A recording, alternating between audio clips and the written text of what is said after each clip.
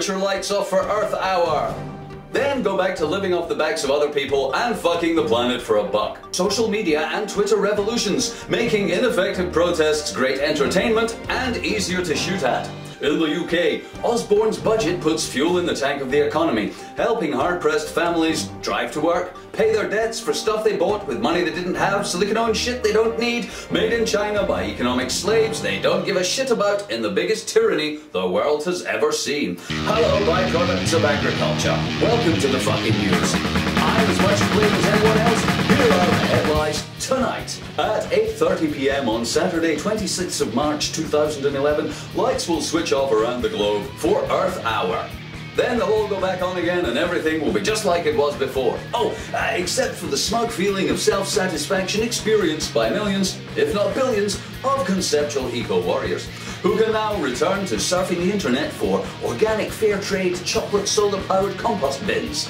Then drive to a supermarket to buy cruelty-free, carbon-neutral, vacuum-packed, out-of-season celery sticks, flown in from the other side of the world, remembering, of course, to take your stylish Hessian grocery bag-for-life totem as evidence to the world that you really do give a fuck. Then you can carry the produce of slave labour back to your individual livestock habitat, gobble it down whilst telling yourself how cool it is that you've done your bit. Yes, Earth Hour. It's the least we can do. Oh, wait a minute though. What about Earth Minute or Earth Second? After all, we don't want too much inconvenience, like Earth Day or Earth Week. That would be wrong. Just Earth Hour. That'll do. Yes, all around the world, brightly lit advertising spaces exhorting us to save electricity for Earth Hour, the irony of which is apparently lost on the organisers. Hey, let's make it on Saturday night so no shops or factories have to shut, and let's pretend it's not about saving the world in 1 hour, it's about raising awareness. You know, increasing the number of people who are aware of ness. Perhaps more people should be aware our forests are being destroyed faster than we can replace them, our oceans are being emptied faster than the fish can breed, our air poisoned, our land gobbled up by multinational corporations who grow Frankenstein foods, our water aquifers overpumped, our rivers sold to private interests, our lives measured in economic units, and our economy based on debt, greed, and war. But nah, it's not about that, say the WWF for Nature. It's to stop the degradation of the Earth's natural environment and build a future where people live in harmony with nature. Well, that would be good. But instead, it seems like the ultimate environmental indulgence, like medieval Catholic practice of forgiving sins for cash. Yes, sirree, roll up, roll up, roll up. In exchange for just 1 hour spent in the dark, you can be absolved of all consumerist sins accrued over the rest of the year. A small price to pay for a clean conscience. Earth Hour. You'll love it. It doesn't cost anything, requires inaction rather than action, and best of all, when it's all over, you can return to business as use you well. The lights go back on, pandas waft across our TVs with rainforest montages and dolphin song soundtracks, celebrity shills mouth vapid platitudes about recycling our waste, natural products and energy efficiency. Then it's on with the show, and see you next year when Earth Hour will be back to remind you what a useless, conscience-salving sop it really is, and how you don't mind because your beer's cold, sports on TV, and when you flush the toilet, all your shit disappears. Nice. More on that story later. As protests and revolutions sweep North Africa and the Middle East, the use of Facebook and Twitter to organise, disseminate and publicise the complaints and activities of protest groups has played a central role in alerting the authorities to their location and intentions. In fact, many dictators and their instruments of oppression actively scan Twitter for evidence of dissidents and their plans. As any protest unfolds, trending tweets can be used to monitor its intensity, analyse its intentions, locate crowds of protagonists, and shoot them in the head. Useful information such as, "We hate the king, let's meet down the square and throw rocks at the police," can easily be picked up on Twitter. On Facebook, intelligence operatives can infiltrate groups, causes and individual accounts to glean important inside knowledge of the motivations and ambitions of demonstrators. This makes their life much easier and allows them to drink more coffee and eat more donuts, whilst still impressing their shadowy fascist bosses with insightful intelligence, such as, well boss, they're hungry and tired of working as slaves. tired of being ruled by unelected royalty. They want democracy and cheaper petrol prices, and so on and so on. Even during riots and unrest, blow-by-blow accounts are posted on the internet, such as, "They're shooting at us, I've been hit," and "There's a boot stamping in my face," blah blah blah. Yes, social media, allowing both sides in a revolution to see history unfold and the rest of us to enjoy watching it happen from the comfort of our swivel chairs. Great. In the UK, Chancellor George Osborne has delivered his second budget since the election of the coalition government in 2010. The UK is open for business, he said, and cut corporation tax by 2% and 1% in each of the next 3 years till it reaches a record low of 23%. So, come in Britain. I mean, come to Britain, big business. We've got millions of landless peasants lined up with their trousers down and buttocks parted. They're just gagging for your inward investment. And they're well used to sucking pish from a giant cock of lies. Peasants will gladly take your low-paid part-time jobs with minimal security, no labour rights and vanishing legal redress for poor safety records. Because, as the Chancellor didn't say, we want profit to be made in Britain, social division to be created in Britain, economic slavery to be designed in Britain, and regressive taxation to be invented in Britain, so we can drive our nation forward to a world where once again you can all max out your credit cards at 16.9% APR, creating more wealth for the very wealthy, who already have it anyway, but can't resist making some more from you. So, come in Britain, to Britain. Our markets are open, our peasants are gagging for your injection of capital. Oh baby, yeah.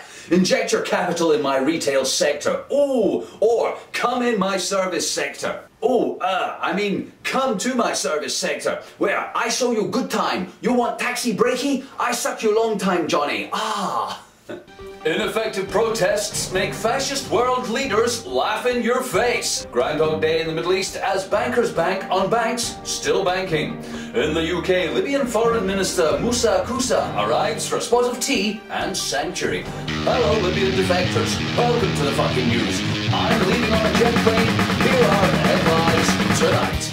Ineffective protests are welcomed by fascist world leaders all over Earth. Anywhere, anytime, any place. Even in Afghanistan, where 11 UN workers were killed by an angry mob over a Quran burning in Florida.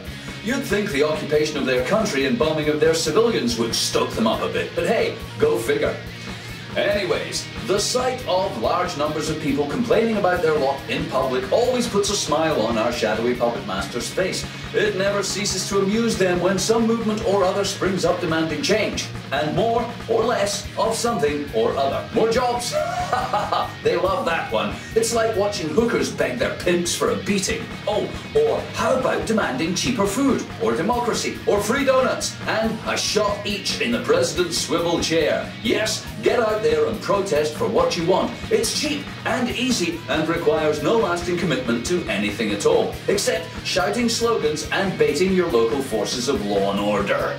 Oh, Deke, you're so cynical. Protest is the only legitimate right of free people everywhere. A pillar of democracy and one of the only actions left to many oppressed people in the world of tyranny and oppression. Really? If that's the case, then we really are fucked. I mean, if the best we or any marginalised people can do or come up with as a plan is shouting in the street, then truly we deserve everything we get. Picture the scene in any fascist world leader's office as security rushes in to tell them of the latest threat to business as usual. Mr. President, protesters are massing in the streets. Yes, Agent Smith. And what are they doing? Well, sir, they are shouting things and throwing stones at the police. Some of them have banners, and others have started small fires and attacked businesses. They say they want change to various things, and if we don't change, they'll be back to shout some more and break things some more. Don't worry, Agent Smith. That'll never fucking work. What a joke. Go and spray them with the water cannon and tell them we'll look into it. Alternatively, let's imagine another world. Ooh, Mr. President, protesters are not massing in the streets. They're not? Well, what are they doing? They have formed credit unions, started political parties. Some are opening a bank, while others have formed farming, housing and employment co-ops. One group has even opened its own school. Oh shit, the game's up. Run for your life, Agent Smith. These people are taking control of their own destiny, overcoming the consumer paradigm and providing for themselves. No longer sucking on the teat of the state or the economy. Arrgh! We're done for. Fortunately for fascist leaders around the world, these things seldom, if ever, happen. Instead, populations of conditioned bovine-dependent animals take to the streets, mouthing their desire to be free and yet simultaneously looked after. How's that gonna happen? Move along, say your rulers. Back to your gerbil huts, back to your cells, back to your cages, back to work, and no talking at the back. More on that story later. It's Groundhog Day in the Middle East as time stands still and an infinite number of news bulletins containing the same disinformation puke out of the screens of our TVs, monitors and iPhones. Libya, Syria, Yemen, democracy, freedom, equality, Arabs, guns and totalitarian rule. We, the upstanding moral Western world, standing up to the brutal regimes that target civilians and oppose self-determination of the people they rule. Wait a minute though, aren't we missing someone? Doesn't the murdering fascist state of Israel even get a mention? I mean, while we're all worked up about the fate of people being systematically killed, bombed from the air, terrorized by a powerful government, dispossessed of their lands, and subjected to harsh collective punishments for daring to oppose such iniquities, I've got an idea. How about a no-fly zone for Israel and an arms blockade?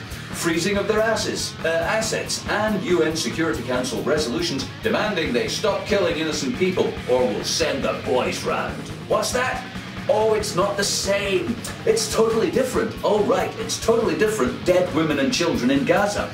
Unlike the dead women and children in Tripoli or Benghazi, these women and children were killed by our friends in Israel. Meanwhile, when the dust settles and all those lovely revolutions are over, what's the betting that each of those countries still owes its existence to and continued debt to international bankers?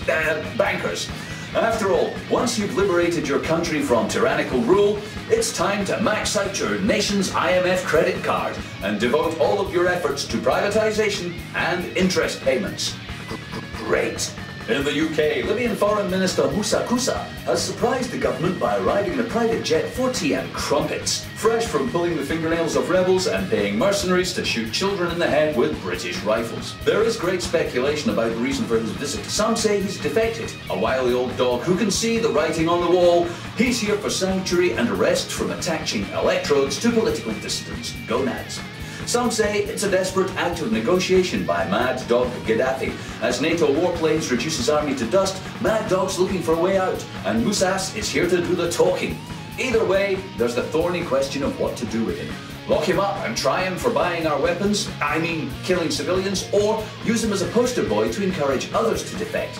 Come to Britain, the water's lovely, and no one cares if you recently murdered your own people.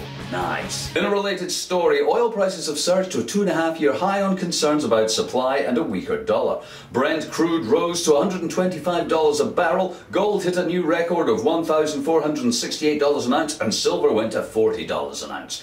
Now, although you can't eat any of that shit, oil is the foundation of the world's food supply, since most of it's grown using fertilizer made from it or machines that run on it. This week, corn hit a record high of $773 a bushel on the Chicago Board of Trade, while wheat and soybean jumped 8% in the past few days. So, here's a peek into our future. Demand for oil outstrips supply, prices rise, economies go into debt to ensure supply, but this only burdens their people with high prices and large national debts.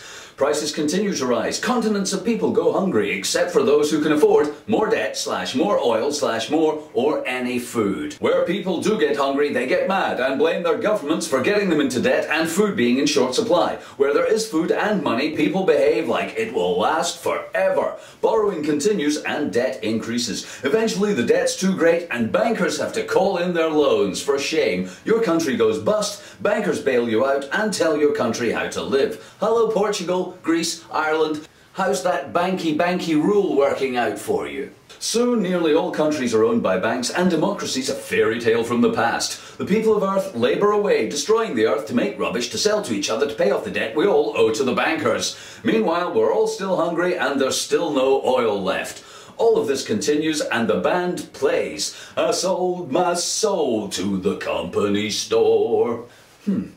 Is it time to embrace the end of cheap consumer goods and the burning of petroleum products to fetch your pizza? Or is it time for strong nations to corral the Earth's dwindling resources using military power so their citizens can live as long as possible in La La Land? Who knows? And frankly, if you're still going to be hungry either way, who gives a fuck? More on that story later. NATO has refused to apologise for a friendly fire attack on rebel tanks in eastern Libya that killed at least 4 people. Rear Admiral Ross Harding said that until Thursday's incident, NATO had not been aware rebel troops were civilians. Our job is to protect civilians, he didn't tell a news conference. If you're a rebel on a tank and we kill you, tough shit. Rebel forces reacted with anger at the airstrike on their tanks near the eastern town of Ad-Dabajia. However, rebel commanders had stressed it would not damage relations with the Allied forces, since without it, they'd all be wearing nipple clamps or testicle electrodes courtesy of Gaddafi's troops. Rear Admiral Harding described the situation between the towns of Aj-Dabia and Brega, where the attack happened, as very fluid. He didn't say, "It would appear that 2 of our strikes yesterday may have resulted in the deaths of a number of rebel forces who were operating battle tanks. I'm not apologising," he said. "It's my job to blow shit up, and I'm bloody good at it." Thanks. And now the weather. The planet's fucked, it's your fault, and it's getting worse. Have a nice weekend.